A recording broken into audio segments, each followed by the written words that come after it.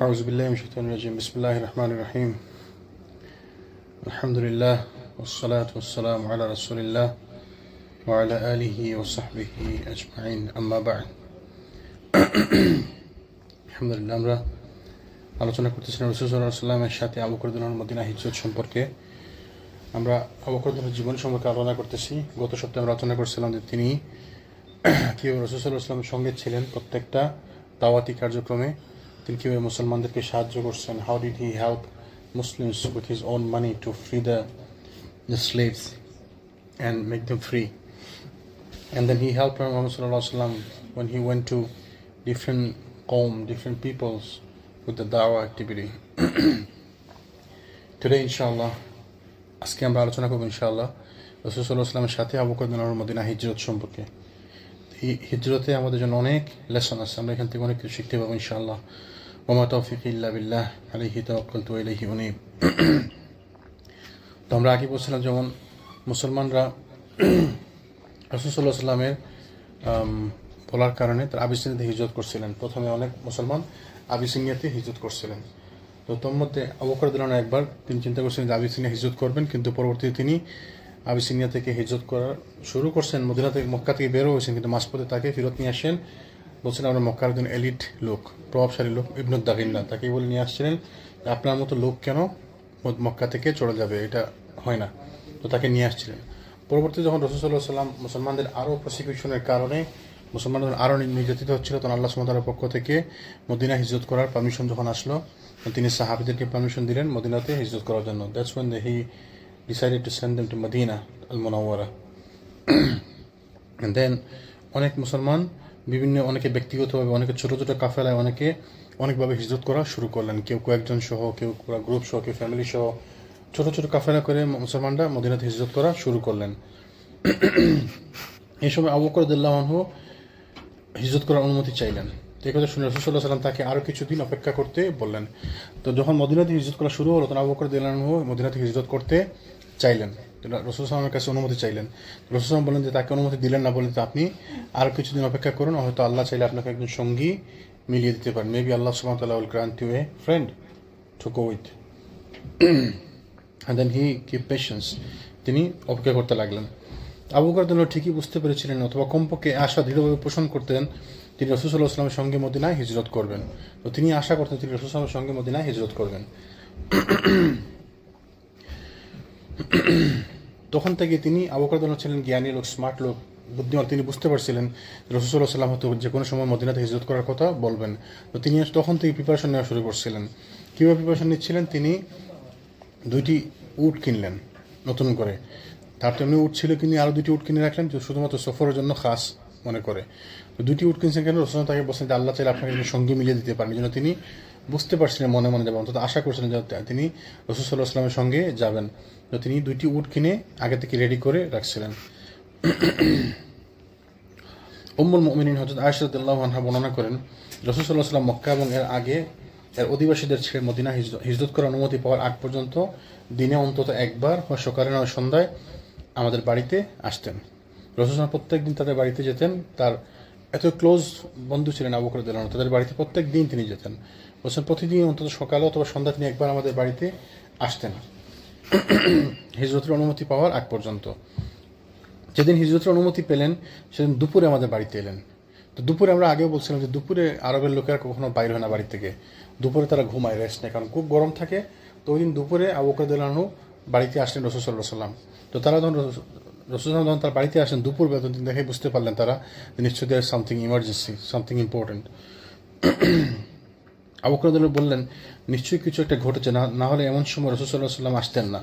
তো রাসূল সাল্লাল্লাহু আলাইহি ওয়াসাল্লাম বাড়িতে প্রবেশ করলে আবু বকর রাদিয়াল্লাহু তার খাটের একদিকে সরে গিয়ে রাসূল সাল্লাল্লাহু আলাইহি ওয়াসাল্লামকে বসার জায়গা দিলেন। রাসূল সাল্লাল্লাহু আলাইহি ওয়াসাল্লাম বসলেন। তখন বাড়িতে আবু বকর রাদিয়াল্লাহুর সাথে আমি এবং আমার বোন আসমা বিনতে আবু বকর ছাড়া আর কেউ ছিল না। রাসূল সাল্লাল্লাহু আলাইহি ওয়াসাল্লাম বললেন যে তোমার এখানে অন্য যারা আছে তাদেরকে আমার কাছ থেকে সরিয়ে দাও, মানে আমি একটা গোপন কথা বলতে চাই, তুমি অন্য সবাইকে সরিয়ে দাও। তো তিনি বললেন যে ইয়া রাসূলুল্লাহ, আপনি তো জানেন আমার পরিবারের সবাই আমরা মুসলমান, আমরা কেউই আপনার বিরুদ্ধে না। তো তিনি বললেন যে অসুবিধা নেই, ঠিক আছে। তারপরে তিনি তাকে জানালেন আবু বকর যে আমাকে আল্লাহ সুবহানাহু ওয়া তাআলা হিজরতের অনুমতি দিয়েছেন, তখন আমি হিজরত করতে পারবো। তো তিনি আবু বকর বললেন যে ইয়া রাসূলুল্লাহ, আমিও কি আপনার সঙ্গে যেতে পারবো? রাসূল সাল্লাল্লাহু আলাইহি ওয়াসাল্লাম বলেন হ্যাঁ যেতে পারবে। তো আমি আয়েশা রাদিয়াল্লাহু আনহা বলতেছেন যে আমি সেদিনের আগে জানতাম না যে মানুষ আনন্দে মানুষ কাঁদতে পারে। তো আমার আব্বা ওই দিন আনন্দে কেঁদে দিলেন। তো দেখেন রাসূলের সঙ্গে যাওয়া মানে রিস্কি ব্যাপার, তাই না? তিনি পুরা মক্কার লোক সবাই তাকে খুঁজবে, তার জন্য মৃত্যু পরোয়ানা জারি করে সবাই তাকে খুঁজবে। তো আবু বকর রাদিয়াল্লাহু জানতেন এটা, এবং সবাই জানতো এটা, সবাই এটা বুঝতে পারতেছিল। তারপরে তিনি বললেন যে ইয়া রাসূলুল্লাহ আমি কি আপনার সঙ্গে যেতে পারবো? তখন তিনি যখন বললেন যে হ্যাঁ তুমি যেতে পারবে, তখন তিনি আনন্দে কেঁদে ফেললেন, এত খুশি হইলেন। তার মানে এখান থেকে বোঝা যায় যে তার রাসূলের প্রতি তার ভালোবাসা, ইসলামের প্রতি তার নিষ্ঠা, তার যে ইসলামের প্রতি তার মমত্ববোধ এটি ছিল। অতঃপর আবু বকর রাদিয়াল্লাহু বলেন যে ইয়া রাসূলুল্লাহ এই দেখুন আমি এই দুটি উট এই কাজের জন্য প্রস্তুত করে রেখেছি। যে দুটি উট কিনে রাখছেন কিছুদিন আগে, বলেন যে আমি দুইটা উট আগে থেকেই কিনে রাখছি, তার মধ্যে যে কোনো একটি আপনি ইচ্ছা, আপনার যেটি ইচ্ছা আপনি নেন। তো রাসূল বলেন যে ঠিক আছে আমি নিব, তবে আমি তোমার কাছে কিনে নিব, আমি এমনি নিব না। তাহলে এখান থেকে আরেকটি পাওয়া যায়, নেতা হইলে ফ্রি নেওয়া যাবে না। আমরা সুবহানাল্লাহ, আমাদের নেতারা সব ফ্রি ফ্রি ফ্রি। রাসূল সাল্লাল্লাহু আলাইহি ওয়াসাল্লাম ইসলামের নবী, তাই না? আল্লাহ সুবহানাহু ওয়া তাআলা থেকে প্রদত্ত মনোনীত নবী। তারপরেও তিনি ফ্রি নিতে চাইলেন, বলেন যে না আমি নিব তোমার কাছ থেকে এক শর্তে, যদি আমি এটা তুমি আমার কাছ থেকে কিনে নেই, তুমি আমার কাছ থেকে পয়সা নাও তাহলে আমি নিব। অথচ আমাদের অবস্থা সুবহানাল্লাহ সব ফ্রি, আমাদের নেতাদের কোনো পয়সা লাগে না, না নেতাদের জন্য সব ফ্রি। সুবহানাল্লাহ। তারপরে তারা আব্দুল্লাহ ইবনে উরাইকতকে পথ দেখে নেওয়ার জন্য ভাড়া করেন। আবু বকর রাদিয়াল্লাহু আনহু একজনকে ভাড়া করেন গাইড হিসেবে পথ দেখে নিয়ে যাওয়ার জন্য। তার নাম কি ছিল? আব্দুল্লাহ বিন উরাইকত। তো তার মা ছিল বনু সাহাম ইবনে আমর গোত্রের, এবং তার আব্দুল্লাহ ইবনে উরাইকত নিজে ছিলেন মুশরিক, তবে বিশ্বাসভাজন। কিছু লোক থাকে না যে ব্যবসার কদর তারা বুঝে, যে আপনি তাকে কোনো কাজের দায়িত্ব দিচ্ছেন, সে যদিও আমার শত্রু কিন্তু সে তার কথার মর্যাদা রাখবে। তো তিনি ছিলেন মুশরিক, কিন্তু রাসূল আবু বকর তাকে দায়িত্ব দিয়েছিলেন যেন রাস্তা দেখিয়ে গাইড করে নিয়ে যাওয়ার জন্য মদিনায় গাইড হিসাবে। তো তিনি তাদেরকে গাইড হিসাবে নিয়ে যাওয়ার জন্য রাজি হলেন। আবু বকর উটগুলোকে তার কাছে দিয়ে দিলেন। আব্দুল্লাহ ইবনে উরাইকতকে বললেন যে আপনার কাছে রাখেন, আর আপনি অমুক দিন অমুক সময় আমাদের জন্য অমুক জায়গায় নিয়ে আসবেন। তো বুখারী শরীফে একটি দীর্ঘ হাদিসে আয়েশা রাদিয়াল্লাহু আনহা বর্ণনা করেন, একদিন আমরা ঠিক দুপুরবেলায় আবু বকর রাদিয়াল্লাহু আনহুর ঘরে বসা ছিলাম। এমন সময় এক ব্যক্তি এসে আবু বকরকে সংবাদ দিল রাসূল সাল্লাল্লাহু আলাইহি ওয়াসাল্লাম মাথা ঢাকা অবস্থায় আসতেছেন, মানে মাথা ঢেকে গোপনে আমাদের কাছে আসতেছেন। তেমন সময় ছিল যে তিনি এর আগে কখনোই আমাদের কাছে এখানে বাড়িতে আসেননি, মানে দুপুরবেলা। তো যেটা বলতেছিলাম আমরা আগের বর্ণনার মতো এটাও, তিনি দুপুরবেলা আসেন, এসে বললেন যে আমাকে হিজরতের সংবাদ দেওয়া হয়েছে। আবু বকর রাদিয়াল্লাহু আনহু বললেন যে ইয়া রাসূলুল্লাহ আমি আপনার সঙ্গে যাবো কিনা। তখন তারপরে তিনি উটগুলোর কথা বললেন, তারপর উটগুলোকে দায়িত্ব দিলেন আরেকজনের কাছে, মুশরিক আরেকজন আব্দুল্লাহ ইবনে উরাইকে। তো তিনি তাদেরকে নিয়ে যাওয়ার জন্য রাজি হলেন। তারপরে এই হাদিসের মধ্যে আরও বর্ণনা করতেছেন, আমার এই দুটি উট থেকে যে কোনো একটি উট আপনি গ্রহণ করুন। তো রাসূল সাল্লাল্লাহু আলাইহি ওয়াসাল্লাম বললেন ঠিক আছে, তবে আমি মূল্যের বিনিময়ে গ্রহণ করবো, পয়সা দিয়ে কিনে তারপরে আমি গ্রহণ করবো। আয়েশা রাদিয়াল্লাহু আনহা বলেন যে আমরা তাদের জন্য যাবতীয় ব্যবস্থা দ্রুততার সাথে সম্পন্ন করলাম, একটি থলের মধ্যে তাদের খাদ্য সামগ্রী প্রস্তুত করে দিলাম। তাহলে হিজরতের প্রস্তুতি কোথায় হইল? আবু বকরের বাড়িতে রাদিয়াল্লাহু আনহু, তাই না? হিজরতের জন্য খাবার দাবারকে রেডি করে দিছে আবু বকর রাদিয়াল্লাহু আনহুর বাড়ি থেকে তার মেয়েরা, আর তাদের রাস্তার যে জোগাড়, কাপড় চোপড়, রসদ, খাবার দাবার সব কে রেডি করে দিচ্ছে? আবু বকর রাদিয়াল্লাহু আনহুর বাড়ি থেকে। তো দেখেন রাসূল সাল্লাল্লাহু আলাইহি ওয়াসাল্লাম হিজরতে কতটুকু অবদান রাখছে আবু বকর রাদিয়াল্লাহু আনহু এবং তার পরিবারের সবাই। সুবহানাল্লাহ। তখন তিনি বললেন যে আমরা খাদ্য সামগ্রী প্রস্তুত করে দিলাম। আমার বোন আসমা বিনতে আবু বকর রাদিয়াল্লাহু আনহু তার কোমর বন্ধের কিছু অংশ কেটে সে থলের মুখ বন্ধ করে দিল, কোমর থেকে ফিতা ছেড়ে থলের মুখ বন্ধ করে দিল। এই জন্য তাকে কি বলা হতো? তার নাম মনে আছে? কি বলছিলাম? জাতুন নিতাকাইন। তাকে মানে তার কোমরের দুই ফিতা বিশিষ্ট সাহাবী মহিলা বলা হতো তাকে। আয়েশা রাদিয়াল্লাহু আনহা বললেন রাসূল সাল্লাল্লাহু আলাইহি ওয়াসাল্লাম আবু বকর রাদিয়াল্লাহু আনহু সাওর পর্বতের একটি গুহায় আশ্রয় নিলেন। গারে সওর যারা উমরা করতে গেছেন তারা দেখছেন, গারে সওর একটি পর্বতের কথা বলেছে, বিশাল উঁচু একটি পর্বত, নিচে থেকে ভালো করে দেখাও যায় না, বোঝাও যায় না ভালো করে। আর ওঠার কথা চিন্তা করলে সুবহানাল্লাহ মাথা ঘুরে যায় এমনি, যে কত উঁচা হইতে পারে, যে বিশাল উঁচা অনেক বড় পর্বত, গারে সওর পর্বত। তারা সওর পর্বতে আশ্রয় নিলেন। তবে তারা সেখানে 3টি রাত অবস্থান করলেন। আব্দুল্লাহ ইবনে আবু বকর রাদিয়াল্লাহু আনহু তাদের পাশেই রাত্রি যাপন করতেন। আব্দুল্লাহ ইবনে আবু বকর মানে আবু বকর রাদিয়াল্লাহু আনহুর ছেলে আব্দুল্লাহ তাদের পাশেই মানে ওই এলাকাতে আশেপাশে থাকতেন। তিনি ছিলেন তীক্ষ্ণ বুদ্ধিসম্পন্ন তরুণ। তিনি শেষ রাত্রে ওখান থেকে বেরিয়ে মক্কায় রাত যাপনকারী কুরাইশদের সাথে মিলিত হতেন এবং তাদের দুজনের বিরুদ্ধে যে ষড়যন্ত্র করা হতো মনোযোগ দিয়ে শুনতেন এবং স্মরণ রাখতেন। তো শুধু যে তার আবু বকর নিজে হেল্প করছেন এমন না, তার মেয়েরা হেল্প করছেন এমন না, তার ছেলেরাও, তার ছেলে আব্দুল্লাহ তিনিও হেল্প করছেন। তিনি রাত্রেবেলা তাদের কাছে আসতেন খাবার টাবার নিয়ে, তারপরে সকালবেলা তিনি চলে যেতেন কুরাইশদের সাথে মিলেমিশে শুনতেন, তাদের সাথে মিলেমিশে থাকতেন, যে তিনি তাদের কাছ থেকে শুনতেন যে কী আলোচনা করতেছে, রাসূল সাল্লাল্লাহু আলাইহি ওয়াসাল্লামের ব্যাপারে ওরা কী মন্তব্য করতেছে, কী প্ল্যান করতেছে, এগুলো শুনে আবার সন্ধ্যা পরে এসে রাসূল সাল্লাল্লাহু আলাইহি ওয়াসাল্লাম আবু বকরকে এই ব্যাপারে সংবাদ দিতেন। যখন আধা গনিয়ে আসতো তখন তিনি সংবাদ নিয়ে তাদের উভয়ের কাছে যেতেন। আবু বকর রাদিয়াল্লাহু আনহুর গোলাম আমর ইবনে ফুহাইরা তাদের কাছে দুধালো বকরির পাল ছড়িয়ে বেড়াতো। তো বকরির পাল নিয়ে তার আরেক মানে মুক্ত করার কৃতদাস ছিল আমর ইবনে ফুহাইরা, ওই পাহাড়ের আশেপাশে ঘুরত। এবং আরেকটা উদ্দেশ্য ছিল, রাসূল সাল্লাল্লাহু আলাইহি ওয়াসাল্লাম আবু বকর রাদিয়াল্লাহু আনহু যখন মক্কা থেকে বেরিয়ে এদিকে আসেন, তাদের পিছন পিছন আমর ইবনে ফুহাইরা ওই বকরির পাল নিয়ে আসেন যেন পায়ের ছাপ মুছে যায়। তো তারপর তিনি ওইখানে বকরির দুধ চড়াতেন দিনের বেলা, আর সন্ধ্যাবেলা তাদেরকে ওই বকরি থেকে দুধ নিয়ে তাদেরকে খাওয়াতেন আমির ইবনে ফুহাইরা। এবং তিনিও ছিলেন রাসূল সাল্লাল্লাহু আলাইহি ওয়াসাল্লামের সঙ্গে মদিনা সফরকালে, তিনিও সঙ্গে ছিলেন, মানে সফর সঙ্গে ছিলেন। তো লোক ছিল মোট 4 জন, আবু বকর রাদিয়াল্লাহু আনহু, রাসূল সাল্লাল্লাহু আলাইহি ওয়াসাল্লাম, আমর ইবনে ফুহাইরা, তাদের ওই যে আবু বকর রাদিয়াল্লাহু আনহু গোলাম আজাদ করা কৃতদাস, আর একজন ছিল আব্দুল্লাহ ইবনে উরাইকিত, যিনি ওই যে গাইড হিসাবে সাথে ছিলেন।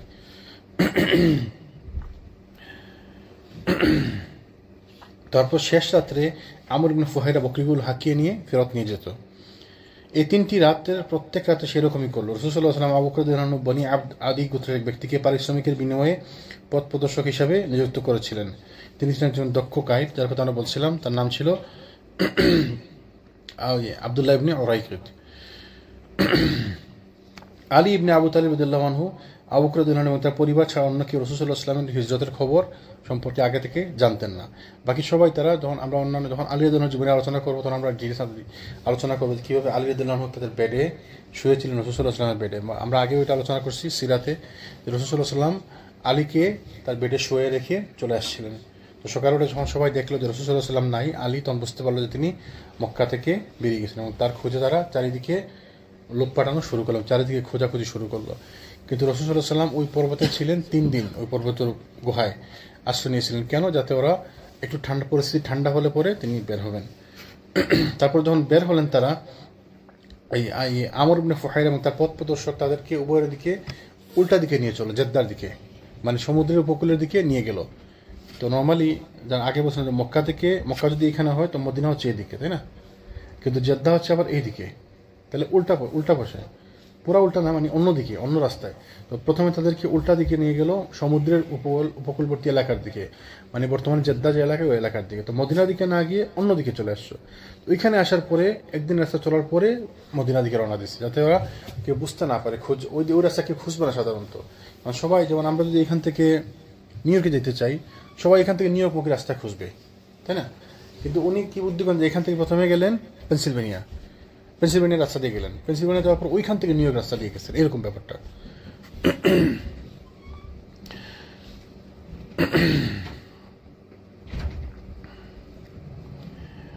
তো যখন রাসূল সাল্লাল্লাহু আলাইহি ওয়াসাল্লাম মক্কার হাজওয়ারা এলাকার একটি বাজার অতিক্রম করছিলেন, তখন তিনি থামলেন এবং তিনি বললেন, ওই যখন সফর করতেছেন, সফর শুরু করলেন, মানে একটি বাজারের কাছে যখন অতিক্রম করলেন তিনি, হাজওয়া নামক একটি বাজার, তখন তিনি বললেন, আল্লাহর শপথ, তুমি আল্লাহর সবচেয়ে পবিত্র ভূমি। কাকে উদ্দেশ্য করে বলতেছিলেন? মক্কা নগরীকে, যে আল্লাহর শপথ, তুমি হচ্ছে আল্লাহর কাছে সবচেয়ে পবিত্র ভূমি এবং আল্লাহর জমিনগুলোর মধ্যে আল্লাহর কাছে সব থেকে বেশি প্রিয়। আমাকে যদি এখান থেকে বের করে না দেওয়া হতো তাহলে আমি কখনোই তোমাকে ছেড়ে যেতাম না। এবং এটা ঠিক, তাই না? এই পৃথিবীর বুকে সব থেকে পবিত্র ভূমি কোনটা? মক্কা নগরী। এই জন্য মক্কা নগরীতে যারাই যায় তাদেরকে এমনিই ভালো লাগে। কেন? আল্লাহ সুবহানাহু ওয়া তাআলা আল্লাহ সুবহানাহু ওয়া তাআলার কাছে এই ভূমি হচ্ছে সব থেকে পবিত্র ভূমি পৃথিবীতে। ইমাম আহমদ রাহিমাহুল্লাহ হযরত আব্বাস রাদিয়াল্লাহু আনহু বর্ণনা করেন, মুশরিকরা রাসূল সাল্লাল্লাহু আলাইহি ওয়াসাল্লামের পদচিহ্ন অনুসরণ করে সাওয়ার পাহাড়ে পৌঁছলে গিয়েছিল। তারাও ছিল দক্ষ গাইড, যদিও রাসূল সাল্লাল্লাহু আলাইহি ওয়াসাল্লাম তার ওই আবদুল্লাহ বিন আবু ইবনে ফুহাইরের মাধ্যমে তাদের পদচিহ্ন মুছে ফেলেছিলেন, তারপরেও তারা সাম্য তারা পৌঁছে গেছিল সওয়ার পর্বত পর্যন্ত। হয় তারা চিহ্ন অনুসরণ করে পৌঁছেছে, অথবা তারা সব দিকেই লোক পাঠাইছে এবং সবখানেই লোকেরা গেছে, এটা একটি কারণ হইতে পারে। তো তারা যখন মানে সাওয়ার পর্বতে পৌঁছে গেল, এখানে পৌঁছে দ্বিধায় পড়ে যায়, পাহাড়ের উপরে উঠে তারা দিকে খোঁজ করতে থাকে। রাসূল সাল্লাল্লাহু আলাইহি ওয়াসাল্লাম আবু বকর যে গুহায় লুকিয়েছিলেন, কাফেররা তার নিকটে চলে আসে, তাই একদম কাছে চলে আসে। যে গুহায় ছিলেন, গুহা যেমন নিচু ছিল, তো তারা এখানে দাঁড়িয়েছিলেন, তাদের পা দেখা যাচ্ছিল। তখন আবু বকর রূপ ভয় পেয়ে গেলেন যে ইয়া রাসূলুল্লাহ, যদি এরা নিচের দিকে তাকায় তো আমাদেরকে দেখতে পাবে। তো ওই অবস্থায় কয়েকটি ঘটনার কথা বর্ণনা আসছে বিভিন্ন বইয়ের মধ্যে, কিছু বর্ণনা দুর্বল, কিছু বর্ণনা এমনি আসছে করতে। যেমন মাকড়সার যেটা বর্ণনা অনেকেই শুনছেন মাকড়সার ব্যাপারে, যে মাকড়সার জাল বুনছিল, তোরা দেখলাম মাকড়সা, তো আল্লাহু আলাম, এটা এই ঘটনার কোনো সত্যতা পাওয়া যায় না। জি, ডিমও পারলো, তো কবুতর ডিম পারলো, এইরকম কিছু বর্ণনা পাওয়া যায়। তো এইগুলা আসলে আল্লাহু আলাম সত্যটা সত্য। জি, তবে যে আবু বকর রাদিয়াল্লাহু আনহু যে ভয় পেলেন সেটি ঠিক, তিনি ভয় পেয়ে গেলেন। তিনি জিজ্ঞেস করেন যে ইয়া রাসূলুল্লাহ, এখন কি হবে? তারা যদি নিচের দিকে তাকায় তো আমাদের কি হবে? এই কথাটা আসছে কোন জায়গায়? কোরআনের মধ্যে। আল্লাহ সুবহানাহু ওয়া তাআলা কোরআনে বর্ণনা করছেন যে যখন আপনার সঙ্গী ভয় পেয়ে গেলেন এবং আমাকে বললেন যে ইয়া রাসূলুল্লাহ কি হবে, হ্যাঁ, তখন আপনি তাদেরকে বলুন যে আল্লাহ আমাদের সঙ্গে, দুইজনের সাথে আরেকজন কে আছেন? আল্লাহ সুবহানাহু ওয়া তাআলা। লা তাহজান ইন্নাল্লাহা মা'ানা, ভয় পাবেন না, হতাশ হবেন না, ইন্নাল্লাহা মা'ানা, আমাদের সঙ্গে আল্লাহ সুবহানাহু ওয়া তাআলা আছেন।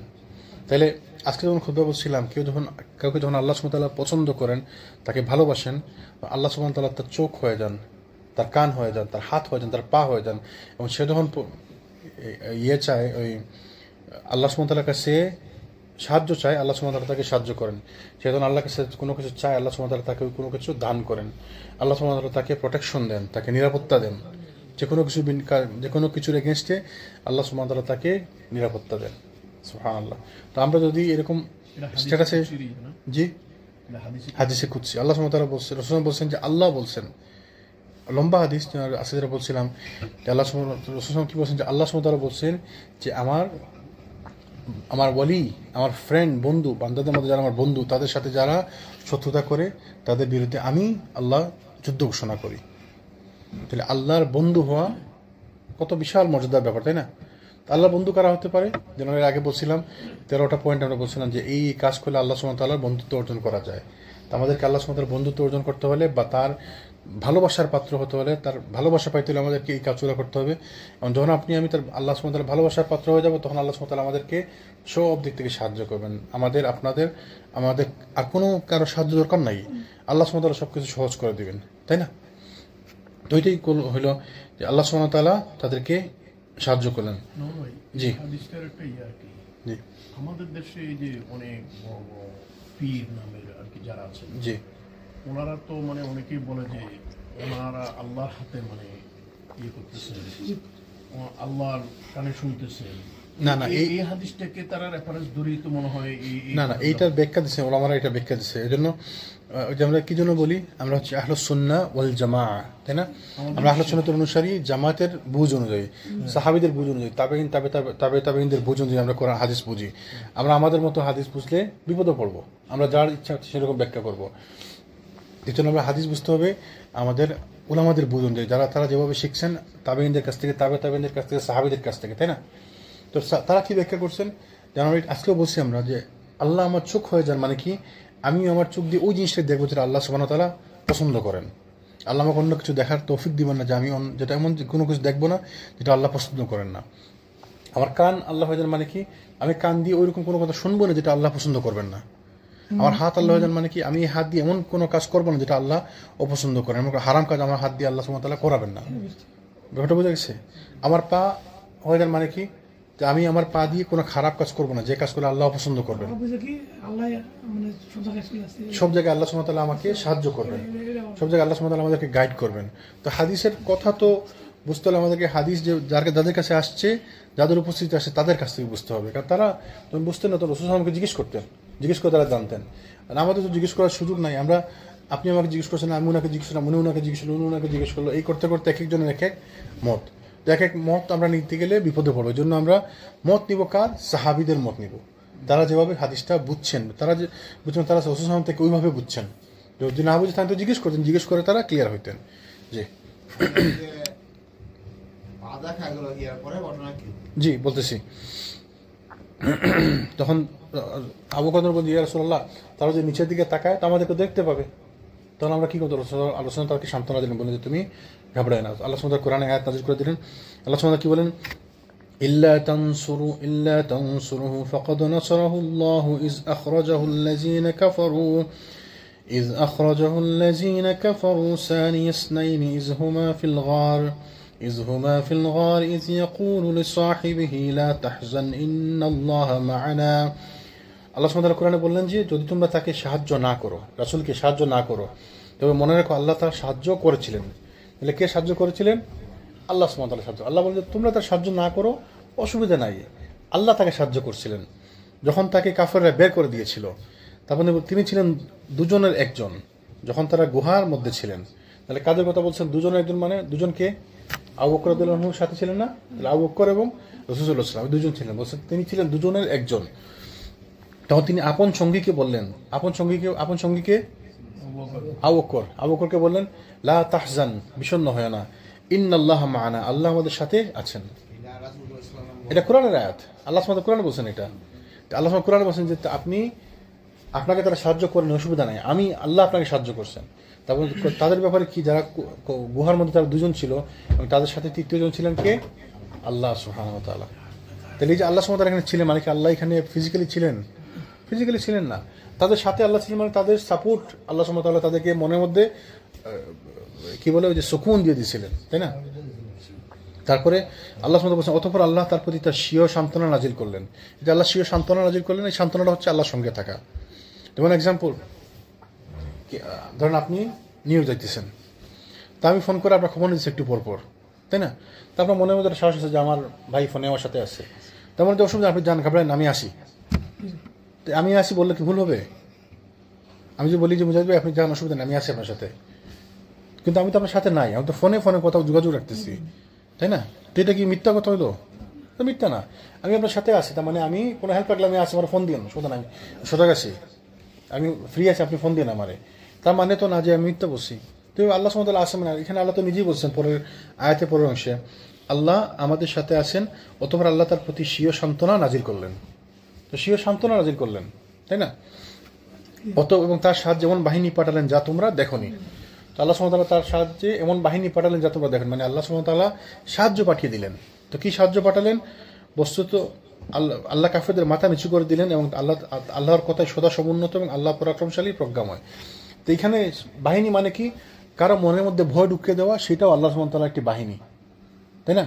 যে শত্রুদের মনের মধ্যে ভয় ঢুকিয়ে দেওয়া, শত্রুদের মনের মধ্যে সন্দেহ ঢুকিয়ে দেওয়া, সংশয় ঢুকিয়ে দেওয়া, সেটাও আল্লাহ সুবহানাহু ওয়া তাআলার একটি বাহিনী। তো বাহিনী শুধু যে আর্মি হতে হবে এমন না, আল্লাহ সুবহানাহু ওয়া তাআলা বাহিনী একটু আমি বলছিলাম ওয়ামা ইয়ালামু জুনুদ রাব্বিকা ইল্লা হুয়া, যে তোমরা আল্লাহর বাহিনী সম্পর্কে, আল্লাহর সেনাবাহিনী সম্পর্কে তোমরা কিছু জানো না। যে কি? যেমন পানি আল্লাহ সেনাবাহিনী হইতে পারে, বাতাস আল্লাহ সেনাবাহিনী হইতে পারে, আগুন আল্লাহ সেনাবাহিনী হইতে পারে, তারপরে পোকামাকড় আল্লাহ সেনাবাহিনী হইতে পারে, ওই যে ছোট ছোট পাখি আসছিল পাথর আল্লাহ সেনাবাহিনী হইতে পারে। আল্লাহ যাকে ইচ্ছা যেভাবে ইচ্ছা দিয়ে মানুষকে সাহায্য করতে পারেন, তাই না? মনের মধ্যে ভয় ঢুকিয়ে দেওয়া, আপনার মনের মধ্যে সাহস ঢুকিয়ে দিবেন, শত্রুর মনের মধ্যে ভয় ঢুকিয়ে দিবেন, এগুলো আল্লাহ সুবহানাহু ওয়া তাআলার পক্ষ থেকে সাহায্য, এগুলো আল্লাহ সুবহানাহু ওয়া তাআলার বাহিনী। এভাবে আল্লাহ সুবহানাহু ওয়া তাআলা বাহিনী পাঠিয়ে তাদেরকে সাহায্য করলেন এবং শত্রুরা আর নিচের দিকে তাকালো না এবং তারা চলে গেল। ঠিক আছে, এই যে তারা চলে গেল, তো আল্লাহর পক্ষ থেকে সাহায্য না? এইভাবে আল্লাহ সুবহানাহু ওয়া তাআলা মানে নিচের দিকে তাকাইল না, তারা যে নিচের দিকে তাকাবো তাদের মনের মধ্যে এটা আসলো না, মাথার মধ্যে এটা আসলো না, তো তারা না তাকাইয়া তারা চলে গেল। আবার বিভিন্ন বর্ণনা পাওয়া যায় যে আবু বকর রাদিয়াল্লাহু আনহু যখন গুহাতে ঢুকছিলেন, ঢুকে তিনি প্রথমে চেক করতেছিলেন যে কোনো ফাঁক ফুকর আছে কিনা, কোনো ফাঁকা কোনো হোল আছে কিনা। তো তিনি সবগুলো হোল বন্ধ করলেন, টুকটাক এটা সেটা কাপড় চোপড়টা দিয়ে। একটি হোল তিনি বন্ধ করতে পারলেন, তো ওই হোলে তিনি হাত রাখলেন, তাই না? তো হাত যখন রাখলেন, তো হাতের মধ্যে একটা সাপে কামড় দিল। তো এখন সাপে কামড় দেওয়ার পর রাসূলুল্লাহ যখন অনেক পরে ঘুমাইলেন, ঘুম থেকে ওঠার পরে দেখলেন আবু বকর হাতের মধ্যে সাপে কামড়। তো তুমি আমাকে বলো না কেন? তারপর তিনি তার হাতের মধ্যে একটু মুখে লালা লাগিয়ে দিলেন, তারপরে ঠিক হয়ে গেল। তো এই কথাগুলো আসলে পাওয়া যায় না, আল্লাহু আলম, হইতে পারে, আল্লাহু আলম।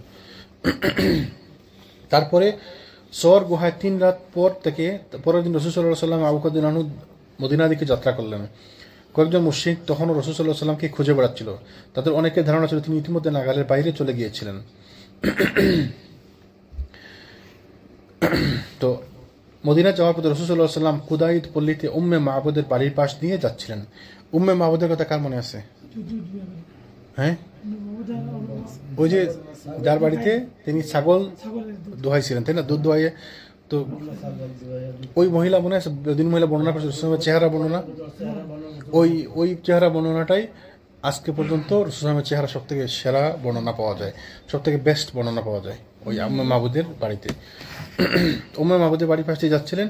তার পুরো নাম ছিল আতিকা বিনতে কাব আল খুজাইয়া। আল কুদাইদ এলাকায় খুজা গোত্রের লোকেরা বসবাস করত। উম্মে মাবুদের ভাইয়ের নাম ছিল হুবাইশ ইবনে খালিদ আল খুজাই। তিনি উম্মে মাবুদের ঘটনা বর্ণনা করছেন। তাদের থেকে অনেকেই এই ঘটনা বর্ণনা করছেন।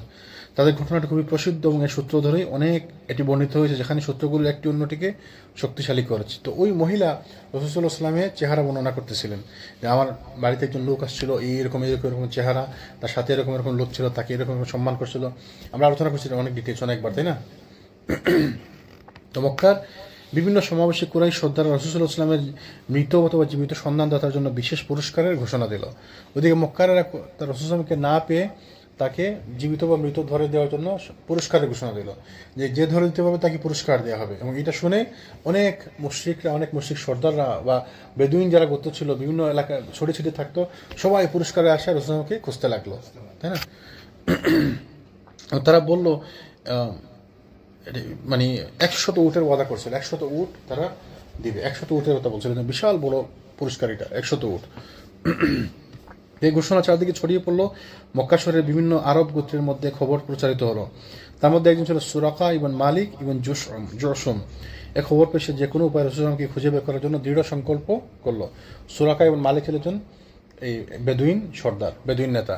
তো তার ব্যাপারে আসছে। তো তিনি যখন সংবাদ পেলেন রাসূল সাল্লাল্লাহু আলাইহি ওয়াসাল্লামের কে ধরে দিতে পারলে 100 উটের পুরস্কার, তো তিনি চাইলেন যেন এটা আমি একলাই নেই। তো তার সঙ্গে যারা ছিল তারা এক জায়গায় বসা ছিলেন। তো তারা সবাই যেন বললো যে আমরা তাকে খুঁজতে যাবো। তো তিনি বললেন যে মোহাম্মদ তো আমি খবর পাচ্ছি একটু আর ওইদিকে গেছে, মানে আমার কাছে খবর আছে ওইদিকে গেছে, মানে আন্তাজি আরেকদিকে সবাইকে ওইদিকে পাঠিয়ে দিলেন। তারপরে লোক ছিল বুদ্ধিমান লোক, তিনি জানতেন যে মোহাম্মদ সাল্লাল্লাহু আলাইহি ওয়াসাল্লাম এদিকে গেছেন। তো তিনি তাদের পিছন পিছন আসলেন। তো পিছন পিছন আসলে দূর থেকে দেখতে পেলেন যে মোহাম্মদ সাল্লাল্লাহু আলাইহি ওয়াসাল্লাম বা ছোট্ট কাফালা যাইতেছে। তাদের সঙ্গে ছিল কজন? তারা 4 জন ছিলেন, তাই না? রাসূল সাল্লাল্লাহু আলাইহি ওয়াসাল্লাম, আবু বকর, আমর ইবনে ফুহাইরা আর আব্দুল্লাহ ইবনে উরাইকিত। তো তারা 4 জন যখন যাচ্ছিলেন, তো দূর থেকে দেখতে পেল সুরাকা ইবন মালিক। তো দেখতে পেয়ে দূর থেকে সে তাদের কাছে যাওয়ার চেষ্টা করলো। তো যখনই কাছাকাছি যেতে চায়, তার উট মাটিতে বসে যায়, তার উট আগায় না, মাটিতে পা গেড়ে উট বসে যায়। তো অনেক চেষ্টা করার পর উট তো উঠে না, মাটি থেকে উঠ উঠতে না। আবার যখন পিছন ফিরে চেষ্টা করে, পিছন দিকে গড়ে যাওয়ার চেষ্টা করে, উঠ উঠে আবার উঠে পিছন দিকে যেতে চায়। সামনের দিকে আবার আসতে গেলে আবার মাটিতে পা বসে যায়, ও আসতে পারে না। আল্লাহ সুবহানাহু ওয়া তাআলা রাসূলকে সাহায্য করছিলেন। তাহলে এই যে সাহায্য করছেন, কার মাধ্যমে সাহায্য করছেন? সেনাবাহিনী। এই সেনাবাহিনী কে দেখছে? এই যে উটের মধ্যে আল্লাহ সুবহানাহু ওয়া তাআলা এই বুদ্ধিটা দিয়ে দিয়েছেন যে তুমি সামনে যাবে না, উটকে বলছিলেন। তো ওই শত্রুর উট আল্লাহ সুবহানাহু ওয়া তাআলার সেনাবাহিনী। যেটা বলছিলাম, আল্লাহ সুবহানাহু ওয়া তাআলা বাহিনী সম্পর্কে কোনো আইডিয়া নেই মানুষের, কোনো ধারণা নেই কিভাবে আল্লাহ সুবহানাহু ওয়া তাআলা মানুষকে সাহায্য করেন। তো পরে যখন সুরাকা ইবন মালিক বুঝতে পারলো যে এই লোককে ধরা সম্ভব না এবং ইনি আল্লাহ সুবহানাহু ওয়া তাআলার পক্ষ থেকে নিরাপত্তা প্রাপ্ত, তিনি ডেকে বললেন যে ইয়া রাসূলুল্লাহ মুহাম্মদ সাল্লাল্লাহু আলাইহি ওয়াসাল্লাম, আপনি আমাকে সাহায্য করুন। তো তিনি তাকে ডাকলেন ইশারা দিয়ে, আসো, তুমি কাছে আসো। তো কাছে আসার পরে তখন সে বুঝতে পারলো, কথাবার্তা বলা করে সে বুঝতে পারলো তিনি হচ্ছেন মুহাম্মদ সাল্লাল্লাহু আলাইহি ওয়াসাল্লাম। এবং তিনি তার রাসূল সাল্লাল্লাহু আলাইহি ওয়াসাল্লামকে বললেন, ইয়া রাসূলুল্লাহ, আপনি আমাকে একটি কোনো দিন, আমাকে ওই যে কোনো একটি সুবেনির মতো আর কি, কোনো একটি চিহ্ন আমাকে দিন, যেটা আমি যদি কখনো মদিনায় যাই আমি যেন মানে মানুষকে বলতে পারি যে আমি আপনার সাথে আমার দেখা হয়েছে। রাসূল তাকে কোনো একটি জিনিস, তার কাপড়ের কোনো একটি অংশ বা কিছু একটা তাকে দিছিলেন। সে যেন তারপরে অনেক বছর পরে যখন মদিনাতে তিনি গেলেন, তখন সাহাবীদেরকে দেখাইছেন যে এটা হচ্ছে আমি, রাসূল সঙ্গে আমার দেখা হয়েছিল। এবং পরবর্তীতে তিনি অনেক পরে মুসলমান হয়ে যান, সুরাকা ইবন মালিক রাদিয়াল্লাহু আনহু। এদিকে মদিনার মুসলমানগণ যখন শুনে যে রাসূল সাল্লাল্লাহু আলাইহি ওয়াসাল্লাম মক্কা থেকে মদিনার প্রতি রওনা হয়েছেন, তাই তারা প্রত্যেকদিন সকালে মদিনার বাইরে, মদিনার উপকণ্ঠে এসে দুপুর পর্যন্ত অপেক্ষা করতেন। প্রত্যেকদিন দুপুর পর্যন্ত এসে তারা অপেক্ষা করতেন যে মুহাম্মদ সাল্লাল্লাহু আলাইহি ওয়াসাল্লাম কখন আসবেন। তো যখন দুপুর হয়ে যেত, অনেক রোদ উঠত, তখন তারা আবার ঘরে ফিরে যেতেন। প্রত্যেকদিন তারা দুপুর পর্যন্ত এসে অপেক্ষা করতেন এবং দুপুর হইলে পরে তারা ঘরে ফিরে যেতেন। একদিন তারা পূর্বাপেক্ষা অধিক সময় অপেক্ষা করার পর নিজ নিজ গৃহে ফিরে গেলেন। এমন সময় একজন ইহুদি তার নিজ প্রয়োজনে একটি টিলার উপরে আরোহণ করে এদিক ওদিক কি যেন দেখতেছিল। তো রাসূল সাল্লাল্লাহু আলাইহি ওয়াসাল্লাম তার সাথী সঙ্গীদেরকে সাদা পোশাক পরিহিত অবস্থায় মরীচিকাময় মরুভূমির উপর দিয়ে আগমন করতে দেখলো। একজন ইহুদি দেখলো। কে? একজন ইহুদি। তো সে কিন্তু তার কোন এক কাজে সে তার পাহাড়ের উপর উঠছিল, তার মানে টিলা একটা ছিল, টিলার উপর উঠছে, ওটা দূর থেকে দেখতে পাচ্ছে তারা আসতেছে। তো সে চিৎকার করে বললো, হে মদিনাবাসী, তোমরা যারা অপেক্ষা করতেছো তিনি এসে গেছেন। আর তারা তার বুঝে নাই যে রাসূল আসার পরে না বুঝলো যে ইনি আমাদের মধ্য থেকে না।